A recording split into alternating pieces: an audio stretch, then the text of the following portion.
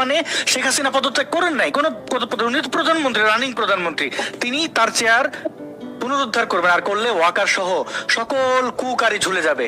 এখন ওয়াকার কি আপনি মনে করেন সে কি আত্মহত্যা করতে চায়? এক কথায় এই 5ই আগস্ট যে ঘটনাটি ঘটেছে, শেখ হাসিনার পতন, এটি একটি খুব ঠান্ডা মাথার সেনা coup।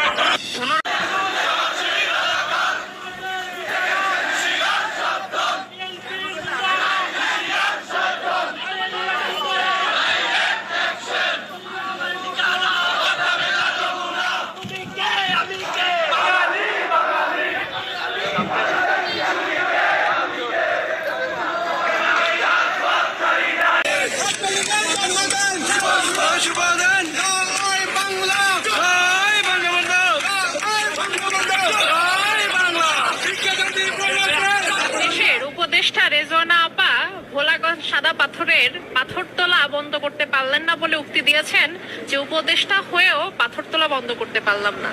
তো কথা হচ্ছে, আপনি যদি উপদেষ্টা হয়েও পাথর তোলা বন্ধ করতে না পারেন, তা সে উপদেষ্টা হয়ে থাকার কি দরকার?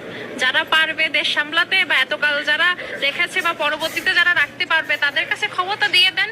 আপনারা এক একজন সংসেজে যে বসে আছেন এবং এক একটা কোনো যার যে সেক্টর দেখার কথা, সে একটা সেক্টরও আপনারা নিজেরা ঠিকঠাক মতো দেখতে পাচ্ছেন না। কোনো একটা জায়গায় আইনের জায়গাও ঠিকঠাক নাই, বাণিজ্য বলেন, অর্থনীতি, রাজনীতি, যাই বলেন, পরিবেশ বলেন, যেদিক দিয়েই বলেন না কেন, কার কোনো জায়গায় একটা জায়গায়ও ঠিকঠাক নাই। তো যে জায়গাগুলো আপনারা দেখে শুনে রাখতেই পারছেন না, তো সেই জায়গাগুলো মাসের পর মাস আটকায় ধরে রেখে লাভটা। বাজারে দৈনিক 18-20 হাজার টাকা হোটেল ভাড়া দিয়া আরাম করে নাসির আসে বলতেছে, শহীদরা বলছে ফেব্রুয়ারিতে কোনো নির্বাচন তারা চায় না।